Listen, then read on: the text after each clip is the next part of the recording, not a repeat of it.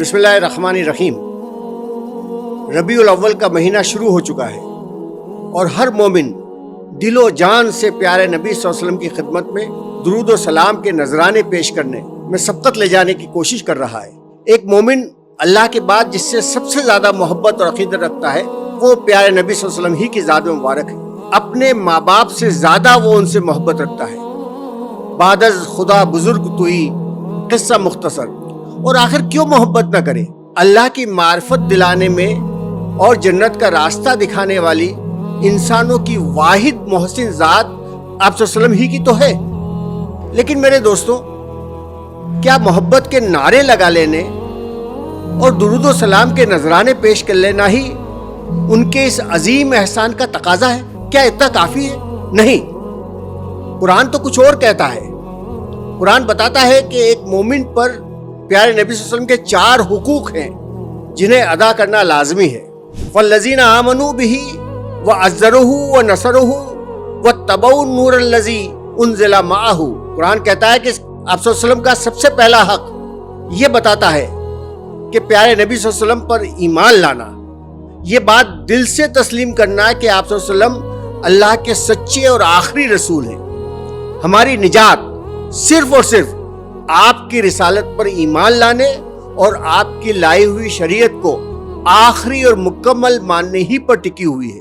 اس کے بغیر ہماری نجات کی کوئی صورت نہیں ہے۔ دوسرا حق پیارے نبی صلی اللہ علیہ وسلم کا جو قرآن بتاتا ہے وہ ہے ان کی عزت، ان کا احترام، ان کی توقیر۔ اس احترام کے بغیر ہر چیز بیکار ہے۔ محمد صلی اللہ علیہ وسلم، محمد کی محبت دین حق کی شرط اول ہے۔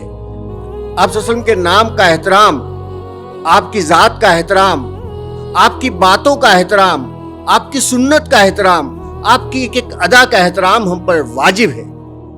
غرض یہ کہ ان کا نام آیا اور گردن جھک گئی ہے۔ تیسرا حق قرآن بتاتا ہے ان کی اتباع کرنا، صرف ان کی باتوں اور احکام پر عمل کرنا ہی نہیں، ان کی ایک ایک ادا کی پیروی کرنا، ان کے چہرے مہرے میں، اخلاق میں، برتاؤ میں، عبادات میں ان کی مکمل نقل کرنا۔ صحابہ آپ کی آنکھ کے ایک اشارے تک اپنی جان دینے کے لیے دوڑ پڑتے تھے، قتل ہو جانا پسند کرتے تھے، مگر یہ پسند نہیں تھا کہ آپ کے پاؤں میں ایک کانٹا بھی چبھ جائے۔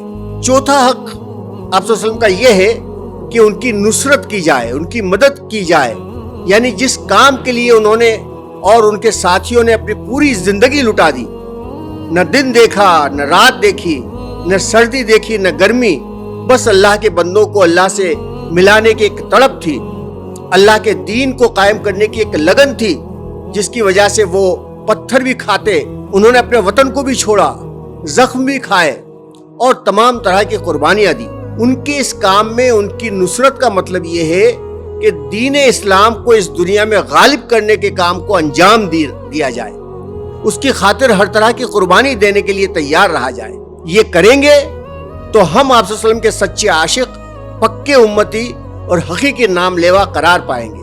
ہمیں پیارے نبی صلی اللہ علیہ وسلم پر ایمان لانے، ان سے محبت کرنے، ان کا احترام کرنے، ان کی اتباع کرنے اور ان کی نصرت کرنے کی اللہ تعالیٰ ہمیں توفیق عطا فرمائے۔ وآخر دعوانا ان الحمدللہ رب العالمین۔